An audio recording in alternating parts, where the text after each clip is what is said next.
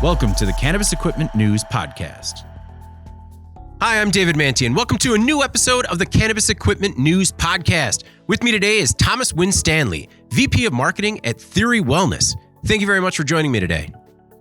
David, thanks for having me on. I appreciate it.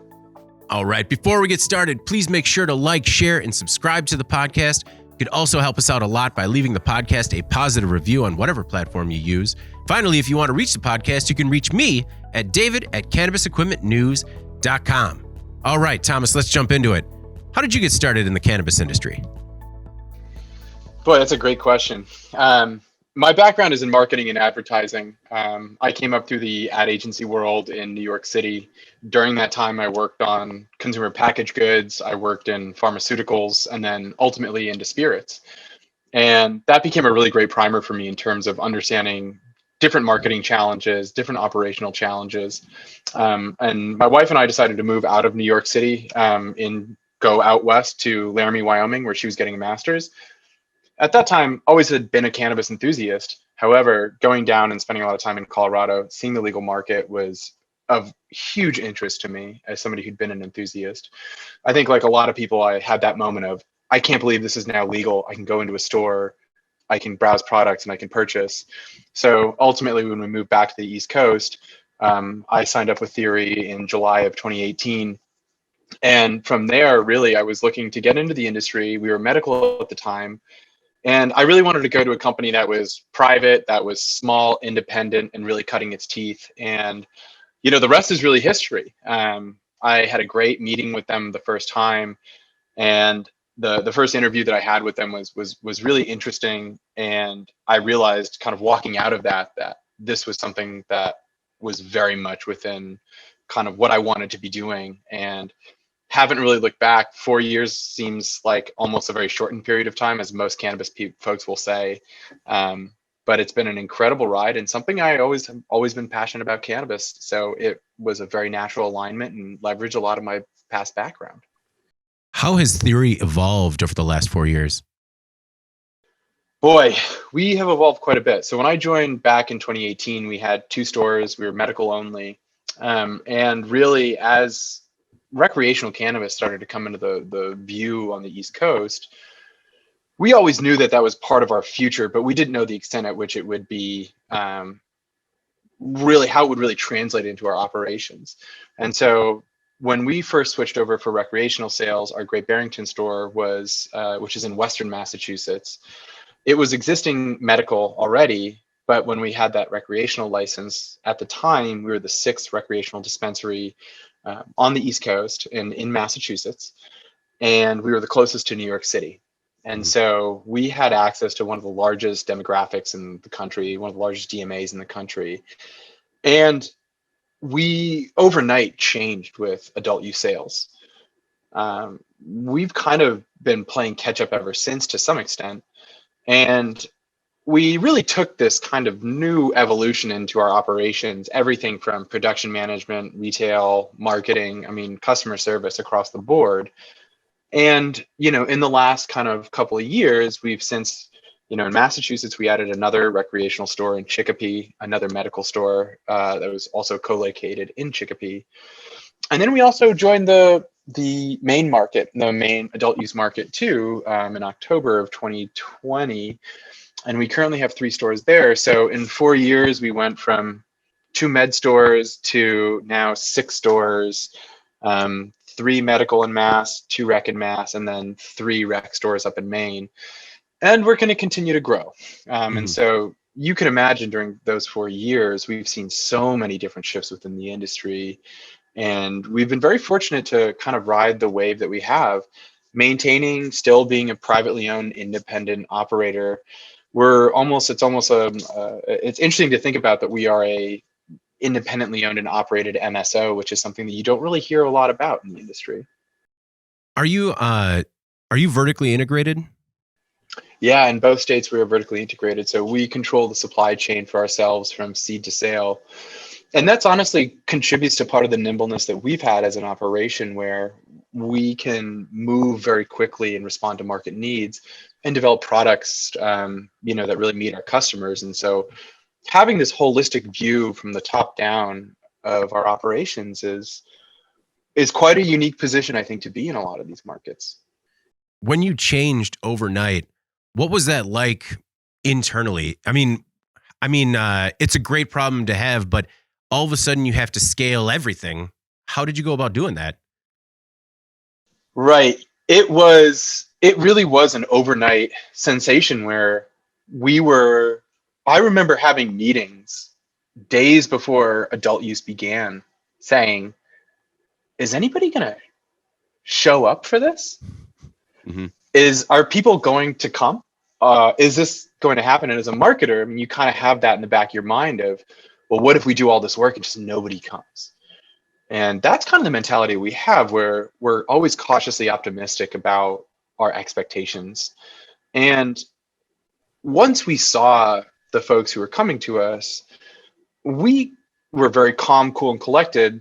We started to look at operational workflows. We were looking at all the data that was coming in. And what we've been really successful with in our operations are trying to use that data to improve.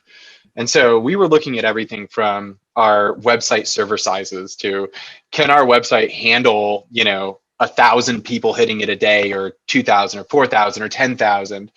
We were looking at our transaction times and seeing where there are operational efficiencies. We were looking at our production challenges of turning over batches and making sure we didn't sell out of products.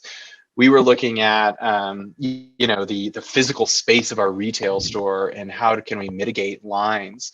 And we basically each of the leaders within each of the verticals, from retail to manufacturing to myself in marketing to customer service, we all kind of just looked at all of these columns of opportunities for improvement. And we started to kind of fine tune our systems, and truthfully, that mentality has kind of stayed with us in a lot of ways as we went through COVID, as we started to navigate, regulatory changes, supply side changes, packaging changes. And what has always been really beneficial for us is we have very open communication styles. Everything from our frontline cannabis consultants who are saying, hey, you know what? This way of scanning products isn't super great for us. Is there a better way that we can we make an easier workflow for us to run a transaction? Or all the way forward to, myself and saying, okay, well, our website, the way that we're laying out this information on the website, I think is kind of unclear. And then most importantly, David, is we listen to our customers. We are always soliciting feedback, where we can assume all we want about how a process is going for a consumer. But if you ask a consumer, they will tell you where you have gaps, both where you have gaps and also where you're succeeding. And when we kind of flipped that switch overnight for Rec, we realized that we were very much at the mercy of our consumers of how can we make a better experience. And to be very frank, we felt a lot of responsibility as a new cannabis company to provide a level of experience where many first-time customers were coming to a dispensary and who had no expectations. Mm-hmm. And you have one opportunity to basically introduce yourselves and make a good impression. And we have worked tirelessly to ensure that first customer's visit to a dispensary was not only memorable, but also when they went home, that the products met them at the expectations we had as, a new cannabis company, and just really set that hook deep for consumers. What are some of the changes that you made as a result of listening to customer feedback? Oh man, so many things. We went through multiple different pre-order systems when pre-order started to become something. Actually, originally there was no pre-order. And we heard that we actually had this, it was a good and a bad problem. We had a lot of lines. One of the first things that we dealt with was we had so many folks who were showing up at a time that we would, no joke, have waits. And people would ask us nonstop, how long is the wait? And so we did things like started posting on Twitter what our wait times were. Our Twitter feed became a very active area around setting expectations. We had to learn a lot of kind of on the fly optimization of menu and inventory, where our sell-through rates were so high at a certain time that we had to really manage an inventory to to be able to turn on the fly and say, okay, well, we have X amount of this flower, X amount of this, X amount of this. Let's make sure we're, setting limits where we needed to. And we had limits early on because with the amount of demand we saw, we wanted to make sure that we never had to shut down or anything like that. And so we were looking at limits. We were doing a lot of mathematical calculations on burn through and sell through rates on certain products. We were taking in a lot of feedback on the types of products we had. And then, a lot of the pre-order that came with line mitigation, that became something that we were really trying to understand. And things even like making sure that our transaction times, that we were understanding transaction times, because there's this very narrow window where you are not pushing people through because people are buying for the first time. We wanted to have really good educational conversations. Mm-hmm. And we wanted to make sure that we were speeding up transactions because we were looking at transaction times. We're like, these are really long. And we did things like, as people were waiting in line, we actually brought on cannabis consultants who would go and spend time in the line with consumers answering questions. So when they did come to the point of transaction, they actually knew what they were looking for. And David, I even did that as a marketing guy, because I knew these products. I was writing descriptions and helping position them. And so that ultimately increased our speed of getting transactions through, because if somebody's waiting in line, help them have the conversations. And so, we really just took every little data point we could find to help optimize what a flow through our store would be. And ultimately, that was a really, really good thing. And we still do this today. Did you ever run into inventory issues, or just because did you foresee that kind of explosion so that way you sort of had the inventory ready once demand ramped up? How did you deal with it then, and how do you continue to deal with it today?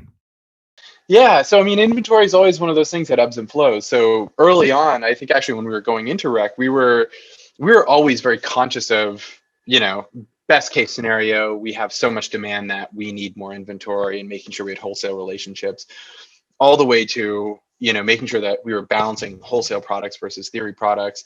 And ultimately, we had so much flower at certain times, we started to really look at, okay, we actually had a menu meeting every day at 5:00.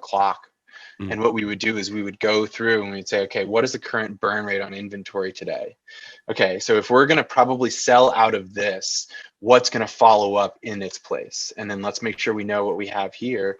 And we would have legitimate strategy sessions every day until we understood what the cycle would be to facilitate getting those products on the menu, making sure we never had gaps in our menus, and then looking at the wholesale market and saying, okay, well, we could run through X and Y products. Are there wholesalers who are providing those products that we can supplement with? And if so, how can we get them in? And really, that whole ecosystem was something that we created so many SOPs during that time. And and that process continued to evolve too, because we then started to do overnight orders, which was another massive change, where we had somebody who was on staff for 24 hours. We had 24-hour open, basically 24 hours with pre-ordering, managing that inventory, thinking about buying cycles of what days were the biggest days. How did we have to make sure we were ready for those buying cycles? And so inventory management has always been a very large part of kind of creating the experience we want. And then on top of that, you're also looking at how do we make a menu that's really diverse, that has sativas, indicas, and hybrids. And, and so that whole equilibrium was something that we were really fortunate to make it through at the time, because it was all still new to us. And, we would have times when we would be sitting around in the dispensary at, 1 a.m. saying, okay, so we just closed today's transaction. So now let's get the menus updated for tomorrow. And then what is that going to look like? And, and ultimately that was something where it was very collaborative, and it was also fun. We were all in it, and we were all there was that added excitement of doing something so new that it never felt like a job when you stayed, till 3 a.m. and worked a, 18-hour day or something like that. Those are some of the glory days, if you will.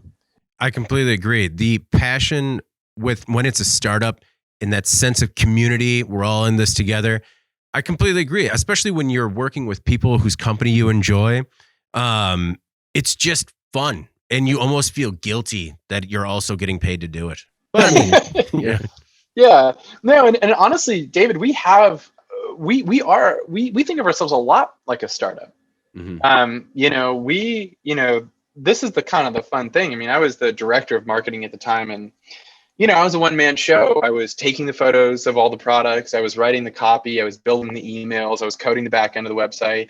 And then I would be going into the store and saying, okay, well, our internet is too slow. Let's go drill a hole in this wall and run Ethernet cables, and let's run splitters. And then I would go and get into line and talk to consumers. And we were all we weren't understaffed per se, but we all played very roles that were well beyond where we needed to be. And, I even went and packed pre-orders on nights. And that's just the way you do it. You want to be successful and you want to succeed. And even, I got to give it up to our CEO, Brandon Pollock. There was a day where our water cooler broke.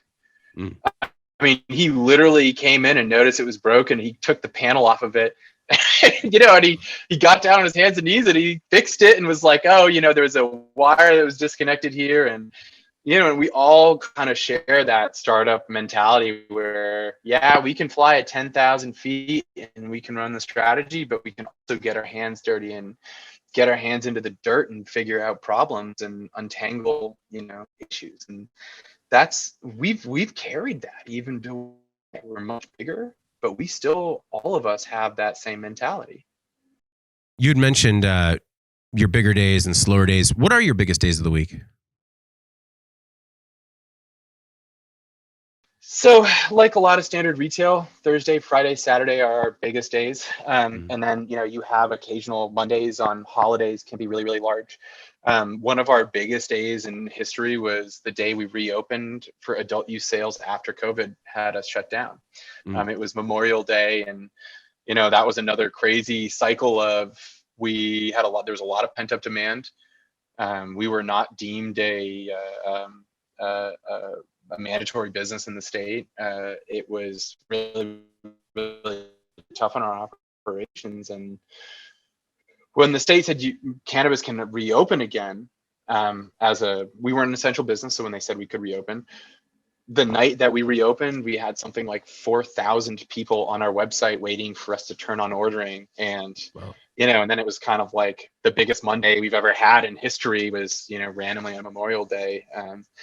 But for the most part, it's a traditional retail business model. Fridays, Thursday, Friday, Saturdays are our biggest days. And Sundays, there are some sleeper Sundays that come out of nowhere where all of a sudden we get a really, really big day too, but pretty traditional, I would say. How long were you shut down for COVID? We were shut down for 2 months. Oh. And we had actually just opened our Chicopee dispensary. Chicopee had been open for adult use sales for about 5 weeks. We opened on the leap year, ironically enough, in Chicopee. And it was some of the hardest times we had to face as a company. We had a lot of expectations. We were waiting for that store to open for a long time. And to have it get shut down as a non-essential business was difficult. Medical continued, but we didn't have a medical license at that time. So it was challenging for us, but it was also challenging for every other human on the planet too. True. So we fought hard to come back strong, and in a lot of ways we did. But again, that was a huge repivot of our operations to come back into COVID. And again, the landscape was totally different. So as the VP of marketing, are you doing more of the e-commerce side of the business, or are you doing more traditional advertising? Is it a combination of the two? Yeah. So as my role actually is fairly diverse, I think, for, a traditional marketing role. So my kind of reign goes everything from our current website to our retail interior design and layouts to product development and brand positioning, as well as our website, which is our biggest driver. So a lot of our business has actually, COVID was one of the largest catalysts to drive online pre-orders. And I've been really fortunate to have a very close relationship with the founders of Dutchie, Zach and Ross Lipsum, who before COVID, we were the largest cannabis company on their platform. Our Great Barrington store had the highest number of transactions in the country of all on their leaderboard, with the largest cart size on their leaderboard. And we were generating more revenue on their leaderboard than anybody else. And so they've always kind of worked with us. And as part of, we've scaled our commerce offerings through our website, they've actually been a really good partner in helping facilitate that growth and supporting that trajectory. And that's been really fun for us. And as a marketer, it's interesting because we do not have the traditional channels that most marketers would have in their toolkit, from AdWords to social, which I'm sure you are very familiar with.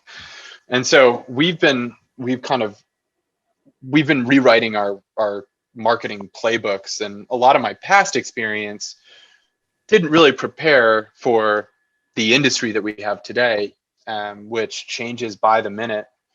But commerce continues to be a very interesting focal point of marketing right now. And we're actively exploring, what does the future of cannabis commerce start to look like? And that's a big arena to play in. So what does the future of cannabis look like? Wow, it depends on how far into the future you want to look. I think the inevitability is that it's going to be like Amazon, and it may just be Amazon. But I also think in the meantime, there are a lot of changes and progressive steps that will get closer to the Shopify universe of what cannabis commerce looks like. I would say fundamentally the largest implication is going to be federal legalization, depending on when that starts to come into effect. You know, ironically enough, the Morehouse Act was passed a little while ago, which was right, which was good, which is a start. But it's probably not going to make it through the Senate. But you know, someday some bill is going to go through, and that's going to change the entire landscape for commerce and cannabis. And I think in the interim, what that starts to look like are, how can you start to differentiate your brand in a commerce space where, you know, people are relying more and more on, you know, shopping online with assets that look really enticing to a consumer. How do you start to build that level of integration with the consumer flow? How does mobile start to play a bigger role in people's ordering habits? Where does the brick and mortar fall within that landscape? I mean, these are a lot of questions that we're asking ourselves as we look towards a broader expansion of our operations. And so I think the future of commerce is going to be like standard CPG. I think the biggest change is going to come, and the biggest thing that is, as I said, going to be the largest variable that is inherent in this becomes federal legalization. And I don't know how that's really going to translate. But I think we're starting to get a better sense of how that would operationally affect us.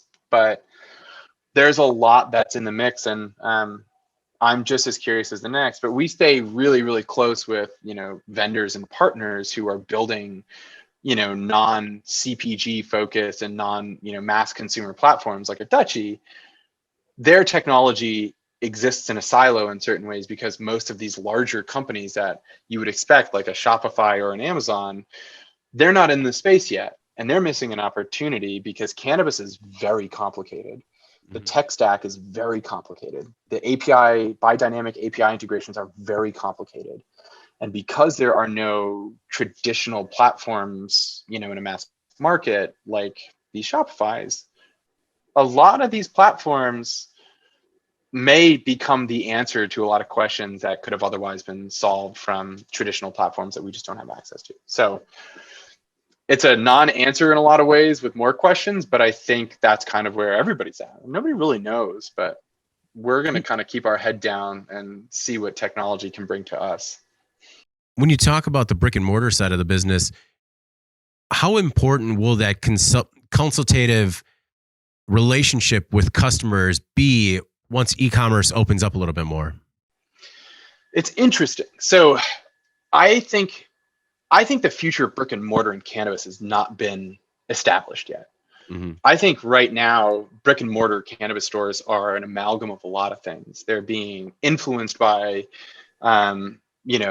beer shops or apothecaries or pharmacies. I mean, we're a medical establishment on one hand, but we're also a recreational establishment on the other. And so we think a lot about what does the future of brick and mortar really look like. And I don't think the identity of like, oh, that's a cannabis store has its own identity yet. I don't think that really exists.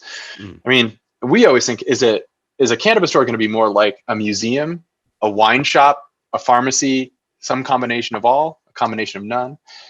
And I think brick and mortars are always going to have a place. And what I always, as a wine drinker, when I'm buying anything, I want to understand the product that I'm getting, So when I'll go to a wine shop to go learn about new wines that I don't know about.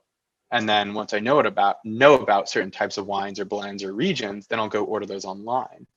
And so I think there's going to be a duality where cannabis can be available online at some point down the road, but are you still going to want to go talk to a trusted resource who knows about terpene profiles and cultivation and the terroir where cannabis is cultivated? I think there's going to be a little bit of both. And unlike kind of, like craft beer industry, big beer through the 80s and 90s was really everybody, there wasn't craft beer didn't really exist aside from Sam. But now we've seen a little bit of this equilibrium shift where craft beer is everywhere. And I think you're going to get a little bit of both. And I think that's where brands will start to have a little bit more of a foothold with consumers, where I don't think a brick and mortar is ever going to die, period. Is there going to be less emphasis? Maybe. Is delivery going to help bridge that gap? Potentially. But I think there's also so much innovation in the space that consumers are going to want to talk to the source and have conversations about what they're buying. You had mentioned a little bit about how your previous experience really didn't help you set up for this new role, but what kind of similarities, if any, could you draw from, consumer packaged goods, pharma, and the spirit industry, or kind of was it all just thrown out the window? Yeah, so it wasn't quite all thrown out the window. So I actually started my career in pharmaceuticals. And this was probably, I want to say back in 2011, 2012. And this was when pharmaceuticals didn't allow digital advertising.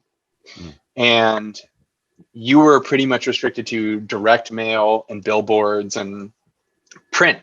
And I actually went back to a lot of my old notebooks of when I was working on big ad campaigns, what were we using as channels to promote, products? And I was not working on vanity drugs. I was working on high level disease states, Hep C, HIV, products within each of those kind of verticals. And so that was really, really helpful. And then the other kind of part of my experience that was very informative was working in spirits. I worked on Remy Martin's North American portfolio for about 2 years. We've launched an eau de vie spirit, which was an undistilled cognac. We worked on their entire cognac portfolio. And, the 21 plus arena sets you in a certain category. And where I actually I go back to quite a bit is the B2B sales strategy from, we now are a wholesaler with our cannabis infused seltzers, with products in Mass and Maine. So I go back to that a lot. And then, I worked on, ironically enough, Tampax, which is really an interesting project for me when I was a young guy working in New York. Tampax was working very much fully on CPG. And I went through a lot of research with Tampax. I looked at a lot of their in-store strategy, from eye-level placements to package design and everything under the sun. And so there are bits and pieces that I have been able to kind of extract and apply. But, at the end of the day, when they say, okay, go promote this product, it's not like, oh, well, here's my audience segment, here's the media buy, and then here's the PR campaign. It's almost like, okay, well, you don't have any of those things. So how are you going to do this? Go figure it out. And, that's something that we've continually, we're constantly building on. And there are a lot of case studies that I think in, 20 years will be really interesting to say like, oh, wow, I can't believe we did that. So I was fortunate that a lot of my previous experience in these different categories, there are bits and pieces that I pulled with me, but there's never been a guiding light per se that has like really said, this is how you do it. Here's the approach. as there were in a lot of these other verticals that I had worked in, where there were decades of experience that people had doing these kinds of campaigns. From a marketing perspective, what would you say has been your greatest achievement at Theory? Oh my gosh. I don't know. It's hard. It's really hard to say because we're not really a company that we don't celebrate a ton of wins, nor do we really celebrate a lot of losses either. We just keep moving. Mm-hmm. I think incrementally there are accomplishments that we see, whether it's, ranking our website traffic, breaking, new records is really exciting to us. Most of the benchmarks I set on our performance are internal. We are our own biggest competitor. And we don't spend a ton of time looking at, benchmarks from others. We set our own benchmarks and try to compete with improving our own self-improvement. I think probably one of the biggest wins, though, was coming back from COVID was tough. And that was a big win, I think, for everybody who was coming from a place of uncertainty and coming back to this business that we all kind of weren't sure about how it was going to come back and what it would look like and feel like. And I think a big victory for us was reopening our doors. And for me personally, too, because I oversee our customer service department, and I use that as a marketing tool pretty much, because anytime you have a one-on-one engagement with a consumer, it's an opportunity to help promote the brand and educate about the brand. And I can't tell you how many people were just literally reaching out to us and saying, thank you for being back open because we have really struggled without you. And that's heavy. When you have a two-time Afghan vet from upstate New York who doesn't want to go buy cannabis on the black market and also doesn't want to go to the VA and get a bunch of pills, and they rely on your edibles and you can't give them, and they reach out for 2 months saying, when are you guys going to open? Is there any way you can ship them? And to open the doors again, it's like they came and they were like, thank you. Like, my quality of life is back and we appreciate it. That to me is a big achievement, to just be back open and say, okay, well, let's make it happen. And we're glad that you're able to come enjoy this with us again. That's both endearing, and it had to be incredibly frustrating, sort of having your hands tied for 2 months. Yeah. I mean, and we understood all of this, all of the intent that is brought forward from the regulators in Massachusetts comes from a place of good intent, and one that we very much understand the circumstance of. And so in a lot of ways, you have to know that in the back of your mind, that this isn't some malevolent throttling of your business, but it is frustrating because you also know that there is a service that people are looking for. And yeah, it's frustrating, and it hurts. I mean, it hurts when you have to furlough employees and you have families that are relying on your business to provide their lifestyles. And so it was no joke the hardest time in our business. I mean, I don't think we've ever faced anything like it. And again, it didn't make us feel better that we weren't the only ones going through this. I mean, David, at one point we had a team meeting and we said, what could we do? How can we actually help? How can we help out in these times? And we did things like, we helped employees pay for groceries. We helped employees, navigate some of the HR challenges of getting some of the federal funds that were coming out for individuals. I mean, hell, we produced hand sanitizer in our facility because our production rates were so low. And it's frustrating to want to be a very clear influence on these things and not being able to do so. And again, we're fortunate to come back strong. And I think our operations came back a lot stronger as part of that too. Did you lose any product while you guys were shut down? I don't think we lost any product, but our productivity went down. Because if you think about it, you have a production facility that is producing product for 2 stores that are high volume stores. And when those stores aren't high volume, you start to back up on your product and your inventory. And so your output declines. And so I don't think we ever had to like scrap any product or anything, but we had to throttle down on what our output was. And, again, that wasn't just one stores being affected. This was the entire operations being affected. And and the impact of COVID was still felt going into this holiday season where, with Omicron surging, it was, our HR teams and our compliance teams were working very closely with the, spread of employees getting sick and tracking all of it. And, all of it these are business challenges that we were never really, nobody expects these kind of challenges. And we're already in a very complex arena for business operations. And this adds another level. And, real hats off to all of our teams who really helped navigate us through. We actually, back in February, we dedicated our internal employee newsletter, our staff newsletter, to, our HR teams and our compliance teams who kept us afloat. I mean, and every single person who came down with COVID was notified to the state, notified to local authorities. And, that's a ton of work on top of a day job. And so, again, we're nimble enough that we can do those things and come out and also support each other. I mean, it's what we're all here for in this industry. Speaking of challenges, what is your outlook on New York opening up? It's funny. Somebody asked me this earlier today, and we are stoked about it. And ultimately, theory exists to promote legal cannabis and the advocacy for legal cannabis. And so when you see New York, Connecticut, New Jersey, Vermont, New Hampshire, all having conversations about legalization, I mean, this is a net positive for the industry as a whole. We're not going to get legalization in isolation with one state or two states or multiple states. This is going to take a lot of time to build up and have a lot of states working towards the same common goal. More safe legal access of regulated cannabis for all is a benefit, I think, to the industry.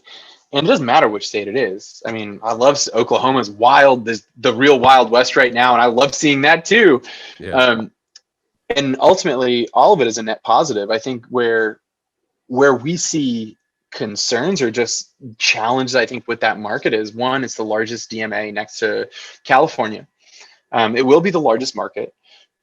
I think the federal government is watching very closely to see what happens with New York. New York has some of the most progressive legislation around social equity and equity clauses, which is a very beneficial thing. But there's also another challenge that comes with that, which is in New York now, the black market is probably the strongest it's ever been because it's not being as closely persecuted, I would say, which is a good and a bad thing. But here's the challenge. So if the cost per entry for legal cannabis is exorbitantly expensive, but the black market is super successful right now and operating under the radar, the proliferation of the black market is going to ultimately undercut the entrepreneurs from the social equity categories that are going to see this duality of, well, why would I pay so much money to enter into the legal market when the black market costs nothing with a higher profit margin? These are really big questions that I think we're kind of curious about to see how New York kind of handles this. And then on the side too, you have New Jersey, which I think is probably a little bit further along in adult use. New Jersey can't be super excited about that either, because that's going to undercut New Jersey sales as soon as you start putting in taxes, as soon as you start accommodating for inventory and supply. This is a very complex issue politically and I think socially, but ultimately for us, we're also watching from the sidelines and saying, go New York, we wish you the best. And again, every state that legalizes, I think, is a very positive output because it's more access to legal cannabis. Which again, that's why Theory's here. That's what we're all about. That's what we want. As you're watching from the sidelines, what territories, particularly in the Northeast, do you think might be a good fit for expansion?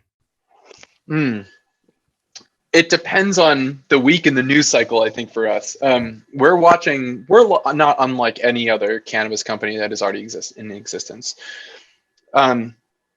Really, our evaluation is coming down to some of the nuances with some of these markets. So, New York, you can't be vertically integrated unless you're a medical company. We're not a medical company in New York, so we can't be vertically integrated.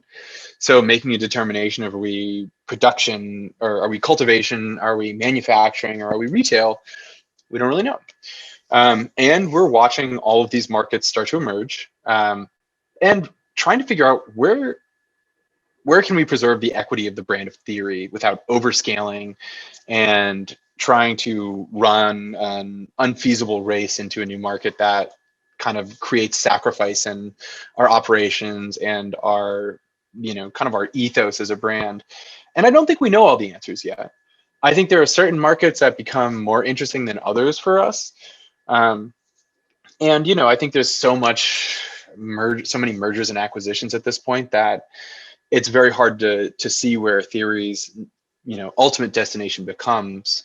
And we're having, no joke, daily conversations about that future. And I think there are so many nuanced pieces that are moving at different speeds. And ultimately, we don't want to do anything that sacrifices this operation or overscales or goes too corporate or anything like that. And so I think it's not just like go big, go as big and as fast as you can. Ours is more of, okay, well, how can we incrementally grow what we're doing and improve upon what we're doing? And again, as I said earlier, we're our biggest competitors ourselves. And so how can we challenge ourselves to be better at what we do, and where are the areas where we can get better, and what states will allow us to be better at our operations? And it's a fun challenge, and it's also frustrating at times too, as you can imagine. Oh, I'm sure. Talking about the whirlwind of M&A activity, wanting to scale, wanting to make sure you don't overscale, making sure you don't go corporate, because no one wants that death now. Are the plans to stay private, and how do you grow sort of with grace without losing the soul? I don't know the answer to that question. I know a part of the answer. So I think part of it is, we have no plans right now to do anything other than remain private. That's not something that we're going to compromise on, because being private, I think we're seeing now, has been one of the best decisions that we have held on to and fought for in markets from day one. And the irony of all of this is that we have been cash positive from 2019 until now. That is so rare for companies of our size that are MSOs. When you look at the earnings reports for MSOs, these companies are literally posting absurd losses with 10x evaluations. And we're quietly like, well, we've been positive, cash flow positive for a long time, and we've been reinvesting that cash into growth. And so there's a part of our mentality that not every cannabis company can have. And so we don't want to be distracted by these big cuts and these big swings by other companies. And the question of how do you kind of maintain that brand ethos and that kind of mentality in the market is really hard. There are always shortcuts that are in front of us that we choose not to take. And that's something that when we look at new markets, that's the biggest criteria for right now of the evaluation is, can we do what we're doing now there and have the same thing? Or are there going to be sacrifices that we inherently have to make to be successful? We ask ourselves that every day. And I think the way that the Theory brand will grow will be with that as our North Star into some of these markets. And that could change and be different depending on the market. Talking about growing the Theory brand, what was the decision-making process to launch a new infused seltzer? Yeah, it was something that honestly we had been talking about for a long time. And it was probably around the time that I actually started at Theory that was a long-term idea. And what's funny about it is Massachusetts has this very long history in the beverage space. From, no joke, the Boston Tea Party to Sam Adams defining what craft beer is, to Polar Seltzer making a national seltzer brand, on to what I have a low dose one, it's only 2 milligrams, but High Five. And ultimately, what we really were thinking about with High Five was there is a huge barrier to entry with the cannabis space. If you don't want to mess with edibles, because everybody, we joke about the positioning of the High Five brand. It's everybody's got a story about eating an edible, not feeling anything, eating another edible, and then all of a sudden just having a terrible time. I mean, everybody who uses cannabis has a story or knows somebody who has that story. Mhm. So if you don't want to do an edible and then you don't want to smoke or vape or anything, you're pretty much you're on an island, and there's not a barrier for entry that will you can bring down to provide that access. And so High Five became this concept where this fast acting emulsion process that we were using gives you more controllable effects.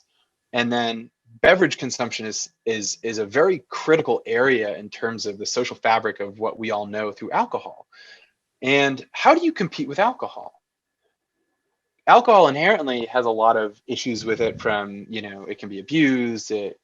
Drunk driving is a horrible thing. I mean, legal markets where cannabis is available, UConn had a study out, it was like 10%, there's a decline of 10% in alcohol sales where legal cannabis is available.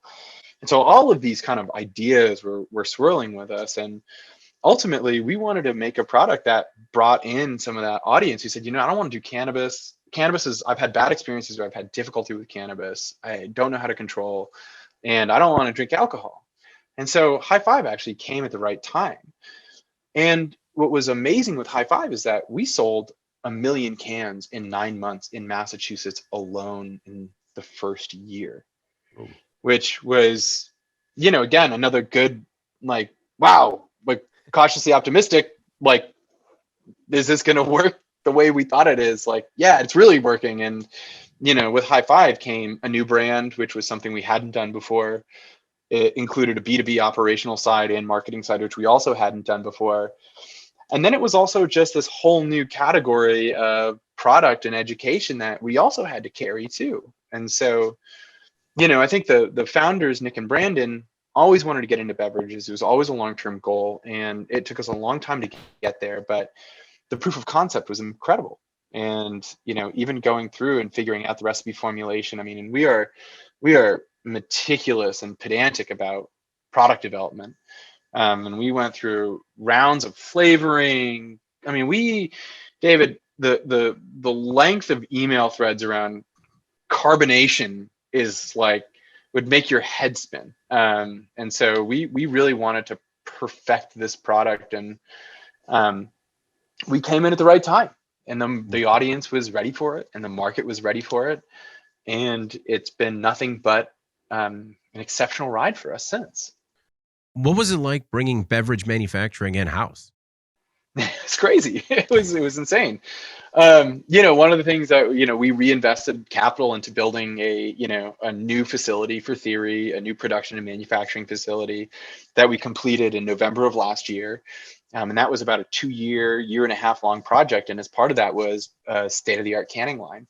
Our former chief production officer came up from the craft beer industry. And understood very much the manufacturing side, and also some of the R&D side of production of, a seltzer.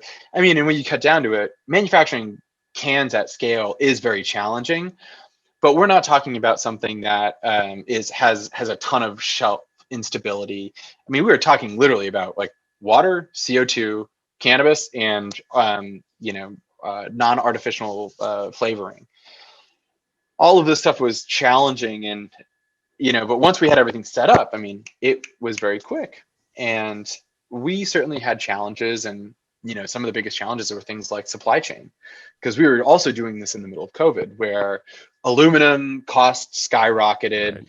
Buying cans in mass was not in Massachusetts, but at scale per se. You had to buy, million plus at a time, which required storage solutions. We are the only cannabis brand in the country that is direct printing cans in cannabis. Mm-hmm. So we were buying at a scale that was, insurmountable. So, all of these things were good business challenges to have. And then again, we were fortunate where a lot of the scaling took place around meeting demand. And that's kind of where we've continued to chase. And, there are a lot of other great brands in the market now too, who are doing beverages. And we have some really, really cool projects actually up our sleeve that expand the High Five portfolio even broader from just seltzers. Well, it's my understanding that the High Five brand recently ran into a little bit of trouble with someone potentially stealing your IP. Somewhat, yeah. there was another, and I can't speak too much to something that has litigation, but in short, somebody was looking to start a dispensary called High Five, spelled HIGH at 5BE. Ours is HI number 5. And so, we put a lot of love and work into these brands that, we want to make sure that we're protecting all the work we put into it. And, somebody had done it, whether it was conscious or not, always somewhat frustrating. But, we've been on the other side of this too, where people are saying, our brand is reaching, into different areas of other people's businesses. And, that's par for the course. I mean, that's part of kind of the growth challenge that, happens with us, but we'll do what we need to protect something that is so close to category. It's not like it's outside of category, which, would be a different story, but because it's in category, and not just in category, but here in Massachusetts, that's a challenge we have to address. Yeah, that's definitely a conflict. And you talk about those ridiculous length emails about carbonation and flavor profiles. But I mean, if you just think of conversations, I enjoy the seltzer market, and I have those conversations with anybody else. I had one last night about new seltzers that I try, and it's just like, yeah, not as carbonated, and more of a full flavor. That's what people talk about when they're trying to look for a new product. Yeah, it totally is. I mean, I last night was sitting with a coworker of mine, one of my employees actually, and we were trying another seltzer on the market, and we were like, this one's a little bit drier. And we were like, why is it so dry? What is that? And we're like, oh, they've got 5 milligrams of sodium in that. Oh, that's really interesting. Like that's a Schweppes move. Schweppes also puts sodium in their seltzers, which has a little bit of a psychological effect where you're like, oh, because there's some salt, because there's some of that in there, you're like, oh, does it make you thirstier, or does it flatten some of the crispness of it? But I mean, we're pedantic about that stuff. I mean, we really look very, very hard into any of our R&D. And I mean, I will do stuff, David, as insane about when we look at seasonal flavors that we're going to do in summertime or whatever. I mean, I am looking at trends around flavor profiles, and I'm a part of the team that gets to do some of the R&D around this stuff. And that's the approach that we always want to take with these things. And, once you put a product out, you can't take it back. You can't take it back once it goes out. Right. Mm-hmm. And so we prefer to take the time to make sure it is as perfect as we would want it as consumers. And ultimately, everybody who's involved in that process, we all love cannabis. And so we're basically creating the products that we as consumers want to enjoy. And that's the fun. No, it's pretty unique to this industry, where everyone else is really enjoying the R&D side of it as well, where in other markets, oh, that's just R&D over there. They figure it out, and then it comes to us. Yeah. I mean, and that's part of the greatness of us being a very nimble organization and working like a startup where, depending on my day, I mean, I could be working on brand strategy for a new chew that's coming out, to working on coding the back end of our website, to doing SEO research, to, looking at comms, to doing market forecasts and all of these things. And part of what I really love about it is we all work really closely in unison, where it's not like, oh, this is my thing and you can't touch it, and I'm going to keep this over here, and then this is your thing and you stay away from this. It's more of like, oh, I wonder what Thomas thinks. And honestly, even last night, I was working on, me and my graphic designer, Eric Bird, were working on this project of a new product that we're going to be launching. And, we kind of got to a place where I said, you know what, Eric, I think we've done a really good job, but, I know there are 5 people who have expressed interest in this product internally. Let's send them these layouts and let's get their feedback. And, I sent it to two of our ops people, one of our store managers, 2 cannabis consultants, and one of our compliance people. And I just said, you guys give me your feedback on what you think about this. And does this make sense to you? And, they came back and they're like, oh, here are our ideas. And, that's kind of part of the fun, where that's not a weird thing for us to do. We ask for people's opinions all the time because, we think things are great, but we also are very self-conscious. Like, we had the conversation, are we being marketers right now? And do we like this because we're marketers? And is this a marketer tagline, or is this actually something that will land with folks? And, that kind of mentality with R&D and all of this stuff is really great, because I'll go to the facility, try a bunch of edibles of, unmedicated edibles. I'll bring them back to my teams and say, what do you guys think? And every product that we launch at Theory goes through an internal employee review process where we will make test batches that will go to our employees. They will fill out questionnaires. We will take those questionnaires back and we will adjust formulation as needed based on feedback. And that's one of the beauties of that we can actually operate in this way. And that's not just in Mass, that's in Maine as well. And, it's really cool when, I wish I had one, our employees get these cans at retail that are blank aluminum cans with like a single label that says what the product is. And we purposely don't give them branded products to test, because I don't want the brand to influence their perception of the product itself. And again, that kind of ability to work with your team is it's really, really great. And from 45 people from when I started to the 400 plus people we have today, we can still do that. And we've created systems that allow that kind of cross-pollination to happen on the R&D side. Well, your passion is undeniable. Is the plan to stay in cannabis? Mine? Yeah. Yeah. I mean, well, we'll see. I mean, I think I love what we've done with Theory. I think part of the side for me that I really enjoy is that I read a lot of books about business and the development of business. And, a book that I read recently was Shoe Dog by Phil Knight about the Nike kind of how it grew and how it became what it was. And, and I think I have so much passion for what we've done, and I've learned so much. Our teams have learned so much. And, I took a team, originally it was just me doing all marketing. I have a team of 8 or 9 people now who work for me. That's incredible. And I think I'm going to continue to do this as long as as long as it feels great. And I feel like we're producing the things that we want to produce. And it's really hard to not be super passionate when you're working at a company like this with a team like this. There's something very special about working in the industry today. And it's almost like you're working towards some much bigger thing. And I don't know what that bigger thing is. I don't know if it's like national legalization. I don't really know what it is all about, but there's a very special vibe, I think, within our company these days where we're fortunate to be doing what we all do. And I think generally speaking, most people really love the work.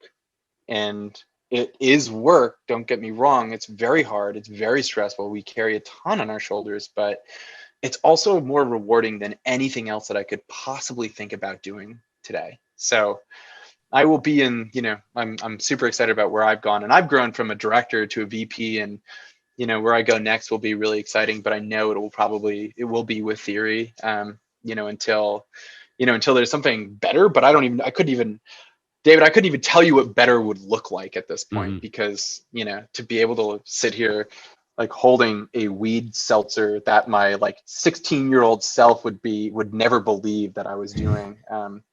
So it's been a wild journey, and I don't think the journey's over. I actually think that Theory's we're closing one chapter and we're moving into this next chapter. And this next chapter is going to be the most interesting yet. As you move into that next chapter, is there anything that we might have left out regarding Theory, or anything that you want to make sure that the Cannabis Equipment News audience knows about the company? I think we're, at the end of the day, we've been incredibly fortunate for our success. I think our timing had worked out really great, but I also think good luck comes to those who are prepared to receive it. I think we've worked really, really hard to maintain a certain integrity within the industry. I think we've worked really hard, as I mentioned earlier, to not cut corners that are very much available to us to create short wins. We're playing a marathon here. I mean, Theory wants to some point be a national brand. And we want to take the opportunity to be a very rare MSO that is independent, that is not working towards increasing stock prices and doesn't have a venture capital group behind us or private equity group. We want to continue to be a challenger brand. and we're going to continue to challenge what this industry can be and what it's worth. And, hopefully that's good for consumers. Hopefully that's good for us, and hopefully it's good for the industry as a whole. And so that's really what we're all about. And, hopefully that comes through for folks who encounter our brand, whether it's online or at a dispensary. That's really what we're all about here. Well, it certainly came through on the interview, Thomas. I really do appreciate it. No, I appreciate you, David. Thanks for having me on. And these are great questions. And anytime, happy to be here.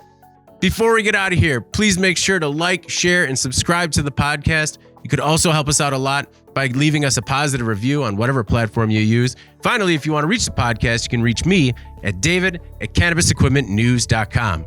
All right, for Thomas Winstanley, I'm David Mantey. This is the Cannabis Equipment News Podcast, and we'll see you next week.